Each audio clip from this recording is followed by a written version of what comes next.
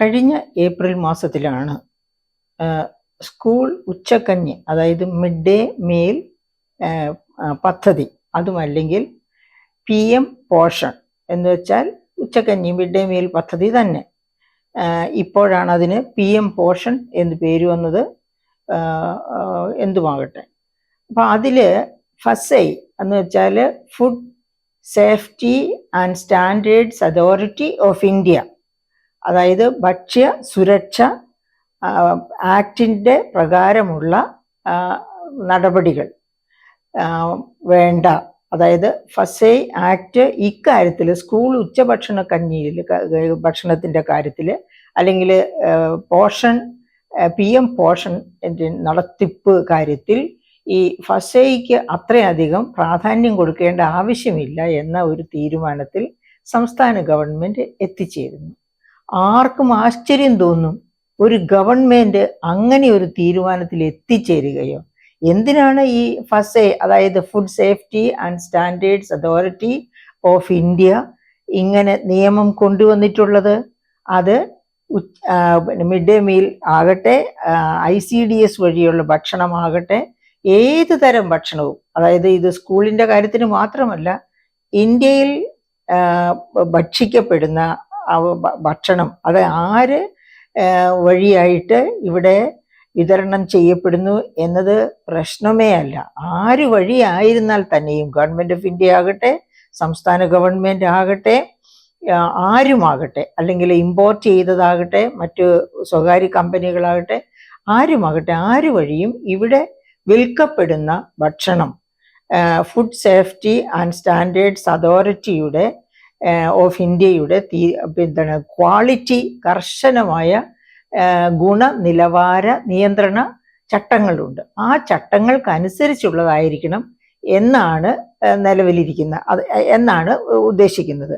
അങ്ങനെ ഇരിക്കെയാണ് ഗവൺമെൻറ് ഒരു സുപ്രഭാതത്തിൽ തീരുമാനിക്കുന്നു, സാരമില്ല, ഇത് നടപ്പാക്കിയില്ലെങ്കിലും വേണ്ടില്ലെന്ന്. നമ്മൾ ഓർക്കണം, ഈ 2020 തന്നെ ഇതേ പല ക്യാമ്പസുകളിലും ഫുഡ് സെക്യൂരിറ്റി ആക്ട് ഉണ്ടായിട്ട് പോലും പല ക്യാമ്പസുകളിലും പ്രശ്നങ്ങൾ. അപ്പം നമ്മൾ ആദ്യമായിട്ട് ഞാൻ ഓർത്തു പോകുന്നത് ബീഹാർ ഡിസ്ട്രിക്റ്റിലെ, അതായത് ഒരു ഒരു ഒരു ഒരു സംഭവമാണ്. എന്താണ് ആ സംഭവം? ബീഹാറിൽ സരൻ ഡിസ്ട്രിക്റ്റ്, അവിടെ ഗാണ്ടമാൽ സ്കൂൾ, ആ സ്കൂളിലെ ഉച്ചക്കഞ്ഞി, അതായത് ഈ പറയപ്പെട്ട ഗാണ്ടമാൽ സ്കൂളിൽ സാധാരണ രീതിയിൽ ഉച്ചക്കഞ്ഞി ഉണ്ടാക്കുന്നതിന് വേണ്ടിയുള്ള ഒരു പ്രത്യേക കെട്ടിടമോ അല്ലെങ്കിൽ അതിനുള്ള സൗകര്യങ്ങളോ ആ സാധനങ്ങൾ വാങ്ങി വെക്കുവാനുള്ള, അതായത് ഉച്ചക്കഞ്ഞി കൊടുക്കുവാൻ വേണ്ടിയുള്ള പച്ചക്കറികളോ അല്ലെങ്കിൽ പിന്നെ എന്താണ് പറയുക, ധാന്യം, ഇതൊന്നും വാങ്ങി സൂക്ഷിക്കാൻ, വെള്ളം പോലും ശേഖരിച്ച് വൃത്തിയായി സൂക്ഷിക്കാനുള്ള സൗകര്യങ്ങൾ ഒന്നുമില്ലാത്ത ഒരു സ്കൂളായിരുന്നു. അപ്പോൾ അവർ കഴിയുന്ന ഒക്കെ രീതിയിലൊക്കെ ഇത് ഉച്ചകഞ്ഞി കൊടുത്തുകൊണ്ടിരുന്നു. ഒരു ദിവസം പാൻ അടുപ്പത്ത് വെച്ച് എണ്ണയൊഴിച്ച് അപ്പോൾ തന്നെ പുക വരികയും ദുർഗന്ധം വമിക്കുകയും ചെയ്തു. അപ്പോൾ ഈ പാചകക്കാരി ഹെഡ് ടീച്ചറിനോട് ചെന്ന് പറഞ്ഞു, ടീച്ചറെ, ഇതാ ഇങ്ങനെ പ്രശ്നമുണ്ട്, ഇത് ശരിയാകുമെന്ന് തോന്നുന്നില്ല എന്ന്. അവർ കയ്യിലിരുന്ന വടി ഓങ്ങി പോയി കാര്യം ചെയ്യാൻ പറഞ്ഞു വിടുന്നു. ജോലിക്കാരി പോയി അവർക്ക് കിട്ടിയ സാധന സാമഗ്രികൾ വെച്ച് അന്നും അതുപോലെ തന്നെ ഉച്ചക്കഞ്ഞി പാചകം ചെയ്ത് വിദ്യാർത്ഥികൾക്ക് കൊടുക്കുന്നു.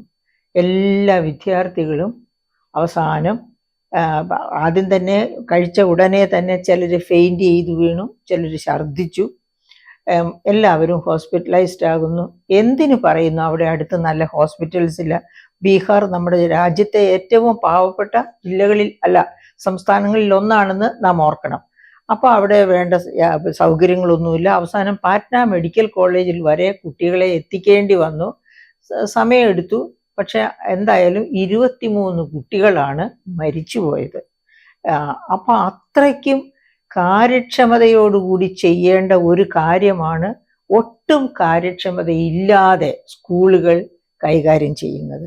നമ്മൾ ഓർക്കേണ്ടത് 2000 തന്നെ എടുത്ത മില്ലേനിയം ഡെവലപ്മെന്റ് ഗോൾസ്, അതായത് ഈ 21ാം നൂറ്റാണ്ടിലെ വികസന ലക്ഷ്യം എന്ന് പറഞ്ഞ് യുണൈറ്റഡ് നേഷൻസ് അതിൻ്റെ എല്ലാ വിഭാഗം തോടും ചേർന്ന് എടുത്ത ഒരു 17 ലക്ഷ്യങ്ങളുണ്ട്.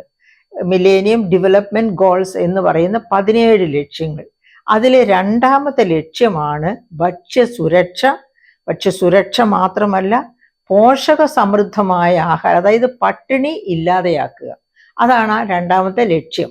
ഈ പട്ടിണി എങ്ങനെയാണ് ഇല്ലാതാക്കേണ്ടത്?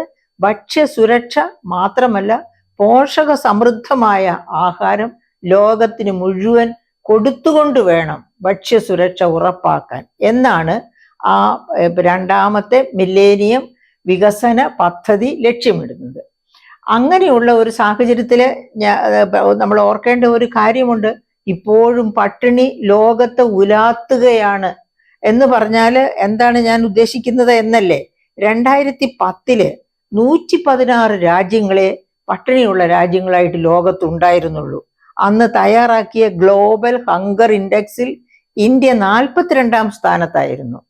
പക്ഷേ യുക്രൈൻ യുദ്ധം, അതിനുശേഷമുണ്ടായ ഗാസ പാലസ്തീൻ വാർ, ഇതെല്ലാം കാരണം കൊണ്ട് യുക്രൈൻ യുദ്ധം തന്നെ ഉപരോധവും മറ്റു പല പ്രശ്നങ്ങളും ലോകത്തുണ്ടാക്കി.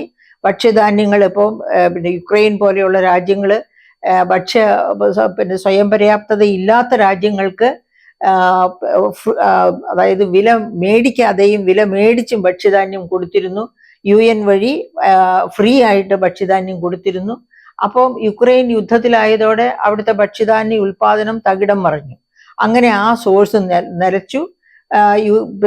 റഷ്യയിൽ നിന്നുള്ള ഒഴുക്ക് നിലച്ചു.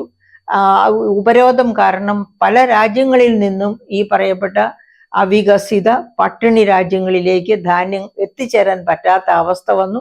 ഇങ്ങനെയൊക്കെ 2023 ആവുമ്പോഴത്തേക്കും ദാരിദ്ര്യം, അതായത് പട്ടിണിയുള്ള രാജ്യങ്ങളുടെ പട്ടിക 2010 116 ആയിരുന്നത് 125 വർദ്ധിക്കുന്നു. എന്ന് വെച്ചാൽ 9 രാജ്യങ്ങൾ കൂടി പട്ടിണിയുള്ള രാജ്യങ്ങളായി മാറി.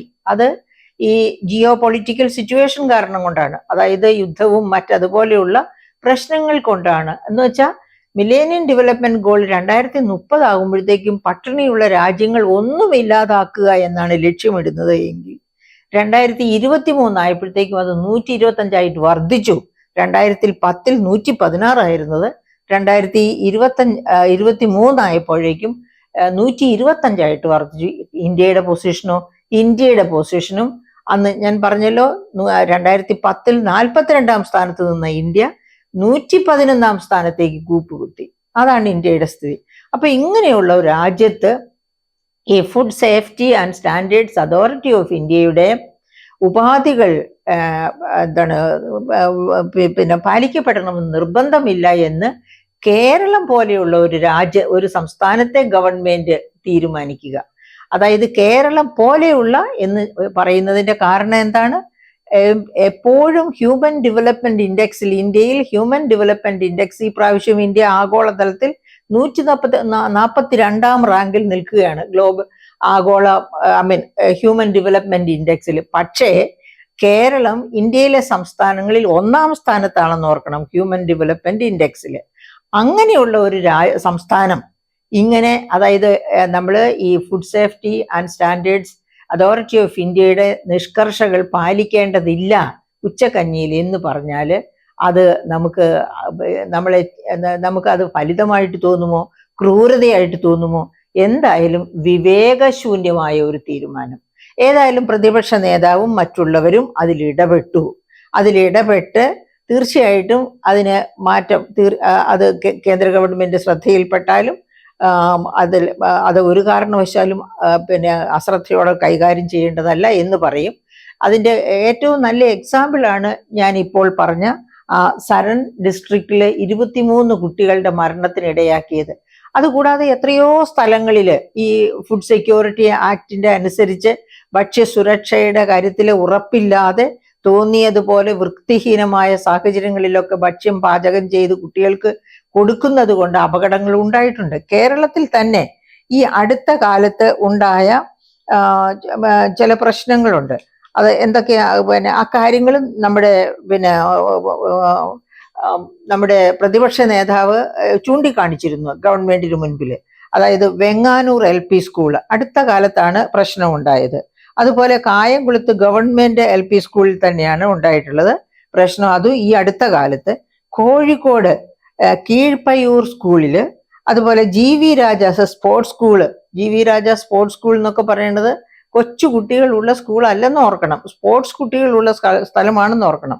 അതുപോലെ നെയ്യാറ്റിൻകര തത്തിയൂർ സ്കൂള്, ഇതുപോലുള്ള ഈ സ്കൂളുകളിലൊക്കെ ഈ അടുത്ത കാലത്ത് കേരളത്തിൽ തന്നെ ഈ വേണ്ടതുപോലെ ഫസൈ, അതായത് food safety and standards authority of ഇന്ത്യയുടെ കണ്ടീഷൻസ് പാലിക്കാതെ പാചകം ചെയ്ത് ആഹാരം കൊടുത്തതുകൊണ്ട് പല കുട്ടികൾക്കും പ്രശ്നം ഉണ്ടായിട്ടുണ്ട്.